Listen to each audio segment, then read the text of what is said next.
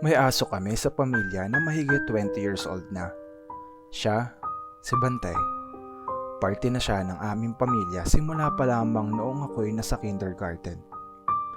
Iba ang pagmamahal na ibinigay at ibinibigay namin kay Bantay. Tila ba parte na siya ng pamilya.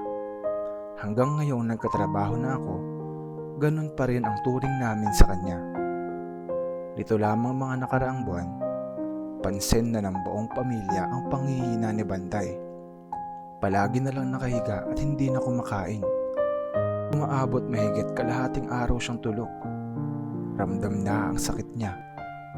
Dadalhin dapat ng buong pamilya si Bantay sa vet upang mapacheck up pero kumontra si Itay. Huwag na raw namin bigyan pa ng stress ang aso. Marapat na lamang daw natanggapin namin ang kalagayan nito dahil anytime ay mawawala na raw si Bantay. Nainis kaming lahat at hindi namin pinansin ng ilang araw. Ibig pa naming ilaban na tumagal pa ng kahit 1 o 2 taon si Bantay. Ngunit bago ako matulog isang gabi, naabutan ko si Itay sa sala na nakaupo at hinahawi ang buhok ni Bantay.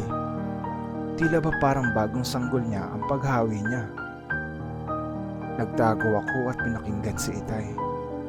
Narinig ko ang sinabi niya. Bantay, magpahinga ka na. I-meet mo na si Lord. Please pakisabi sa kanya ibalik ka sa amin agad. Napahagulgol na lamang ako pagbalik ko sa kwarto.